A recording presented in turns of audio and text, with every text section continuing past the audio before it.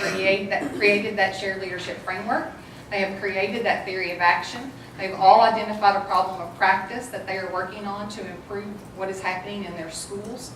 They have gone down the road of exploring different models of professional learning. We've got to move away from the 6 hours sit and get. Everybody's going to get it whether you need it or not. They've really latched onto the idea of micro-credentialing professional learning, and we have partnered with Digital Promise to create micro-credentials around shared leadership, and our first one is going through its final review by Digital Promise right now, and it will be offered to everyone in our region or anyone who wants to participate in that type of competency-based professional learning. So we're excited about that. So I think our successes are more evident in the work. We do have plans. I mean, we have external evaluators through our Race to the Top grant through RAND. And we also have, you all know that the Bill and Melinda Gates Foundation came into our region last year because you've seen some work that the Gates Foundation identified as good work through like Betsy Lane. I think you all heard from Ricky Thacker and Cassandra Akers. And they are part of our Appalachian Leadership Lab. They were part of our Design Fellows. And so just having the Gates Foundation kind of help give us some guidance around where we're going and making sure that we're thinking about how we can replicate this work, not only in our region, but beyond.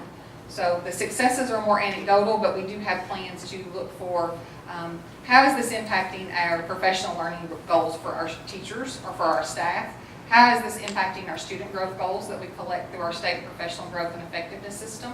How is it impacting TEL results? We have the TEL survey in our state. But we do have those measures that we're looking for, but right now we're just looking at what is the impact on school by school, because success is going to look different school by school based on the problem of practice that they have identified. Great, thank you very much, Jennifer. They have all mentioned the relationship between principal leadership and teacher growth. I'd like to go a little bit deeper into that.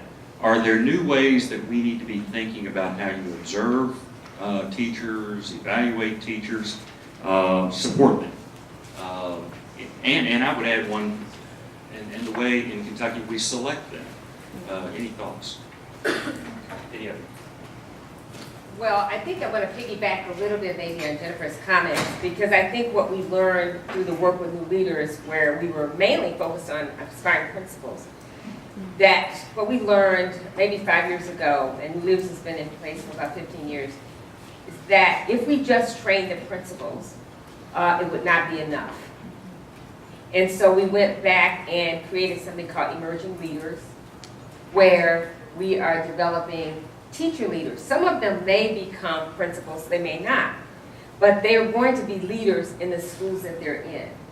And they do work with like a cohort of, like all the third grade teachers may be working together on a problem of practice, like Jennifer mentioned, or it may be the math team at a middle school, where they're really trying, and they're very focused on the problem of practice. It's really about student results.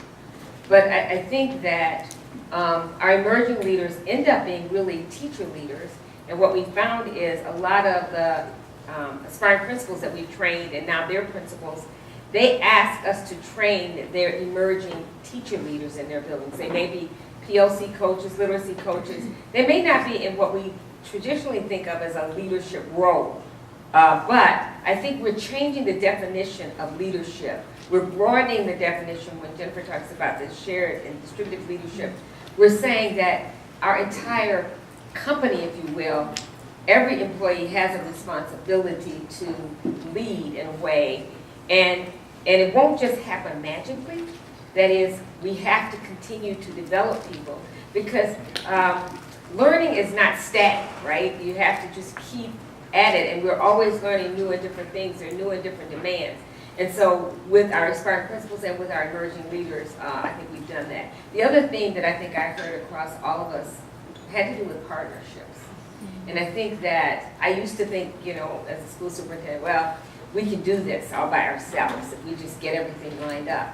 But I do think that there's huge value in external partnerships who can both look at the world differently than we do in a very insulated way, but can stretch our thinking. And they may be higher ed, they may be external business community, but we have to figure out ways in which the traditional public schools actually partner with others to accelerate the performances necessary for our poorest kids. And I think the most recent research says that the gap between poor students and middle-class students is larger now than the gap between black and white students. So there's this huge income and then academic gap that has to be addressed if we're going to see substantive results. I think Kentucky's taken a bold step in recent years to improve the quality of teacher evaluation and performance feedback. And that, of course, was represented in our professional growth and effectiveness system, which was really a response to what everyone knew, which was that teacher evaluation was not a very effective process. It has not, in Kentucky or elsewhere, done a good job of distinguishing between high and low performers so that everybody's getting an appropriate level of feedback. So PGES comes in with all of these great best practices for delivering teacher feedback in using multiple data sources, peer observation, teacher-established growth goals, many of the things that folks have said for years need to be a part of the system. Unfortunately, as we've gone to implement it, and it's the same issue that we've seen in many other states, we're still ranking roughly 95% of our teachers as effective or highly effective. And I have to be careful here because the truth is that we have many effective and highly effective teachers in Kentucky. But there is a developing category in which we would expect most teachers who are junior in their career to be in that developing category. They're not being identified that way. And so, I'm aware that the Department of Education is doing a lot of work with principal training and superintendent training right now to try to address that area. But what it seems to me is we have one of two problems. Either we have principals who can't fully identify and articulate what those effective teaching practices look like, or they lack the courage, the emotional courage to have those difficult conversations with teachers. And to me, that goes to the kind of personal leadership that Carol was talking about in her opening comments that is so important, is that we, in addition to teaching principals technical knowledge, we've also got to work on their self-awareness, and their communication skills and those personal affective dimensions that will give them a greater capacity to have those coaching conversations with teachers that we really need them to have. And I guess I'll just say, it's not just knowing yourself, but knowing how you come across to others. And it's also about knowing the talents that you have within your building. I think, a good principal thinks about the growth and evaluation of their staff through that lens of the reciprocity of authority. So if I'm going to ask you to improve at something, then I have that responsibility to help you do that. It's not just like a chef where you say, this dish isn't good, make it better, without any guidance about is it too salty, is it too sweet, did I burn it, what did I do? So if I'm going to ask you to improve, then I have that responsibility to help you to do that. And probably I don't have that toolbox of resources to help you do so. But within my school, I have the talent of my teachers. So I guess really one of the roles of a principal then would be a talent scout. How do I find what those talents are in my building, and how do I link those people up for that continued growth? I would say that there is a balance with regards to being open as a building leader, to be vulnerable, to have it clear that you don't have all the answers or even the vision. It is a collective shared vision, and for teachers to feel that they've been empowered to build that, especially now. When we talk about design processes, it's not controlled by one individual.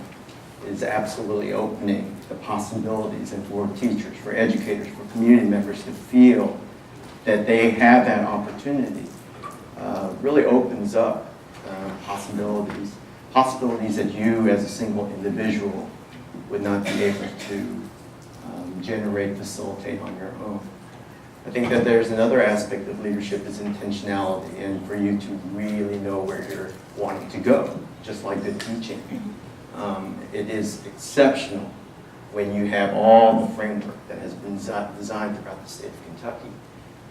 But if you don't utilize it, if you don't implement all the time that has been invested in those documents will remain as documents.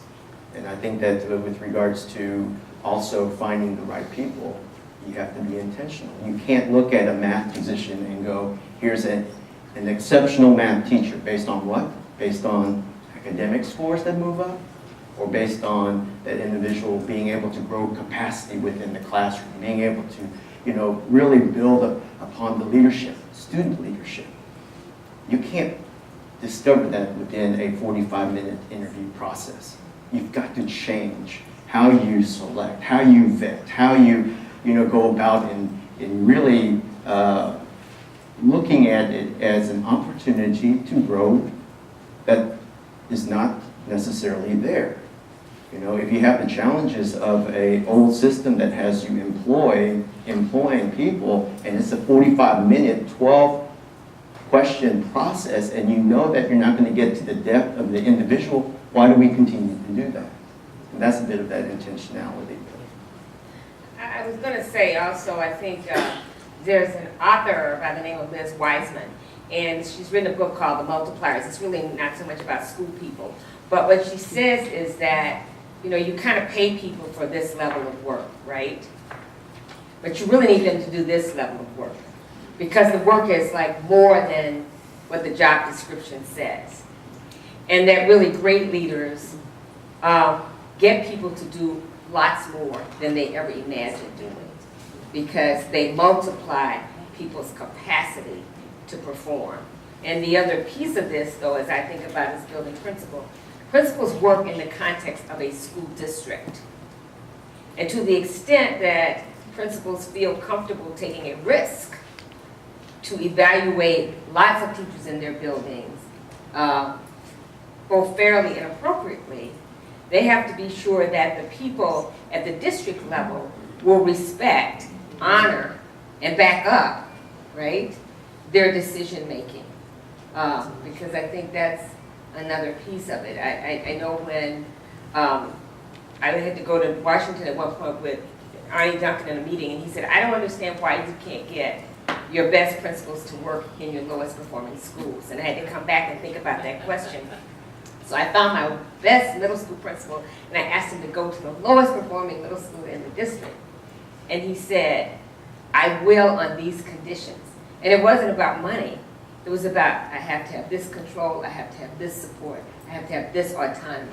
And if I have those and I can pick the teachers and I can do this, then I will go work anywhere. And I mean, he did, and he transformed that school in 3 years. But it is making sure that the central office also complements the work of the principals that you charge to make the big changes in terms of evaluation. Okay, we've learned a lot here from these high-powered education experts. It's time for a quiz of them. Short answers, please. What does the term distributed leadership mean to you?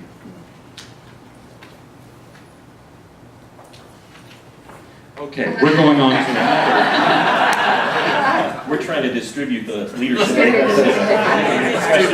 I think looking at what we're doing with our shared leadership teams in our region is that distributed leadership or shared leadership looks different school by school. Because every school is organized differently, every school has different, it's a different size, has different teaching capacities, different strengths, different talents.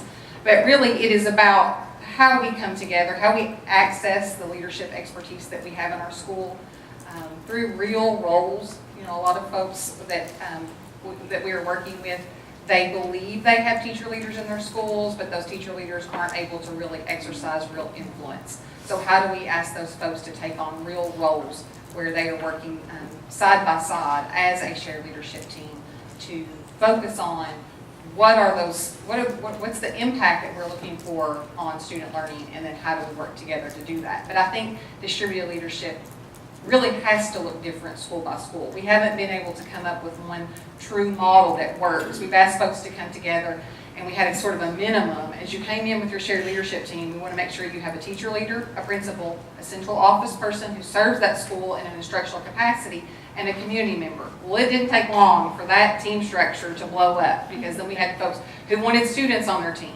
They wanted to have vertical teams. They wanted to ask folks from, if they were in middle school, they wanted to ask folks from the high school to be on their team. And you have to let them organize the way that they work the best in order for that shared leadership team to have that impact. Any other thoughts? I'd say it's building capacity with regards to building systems process, to really understand how every skill, every individual within that system is absolutely knowing where their value is and how it can impact systems of change. Whether it's within the school, whether it's within the community, whether it's all of us, that's to me what true distributed leadership is. Anything else? Carol? Well, I do think it requires a level of humility, because you don't have all the answers. No one person can. And so being humble in this work, I think is just really important. And I would say that requires not only a shift on the part of the way the principal thinks about his or her role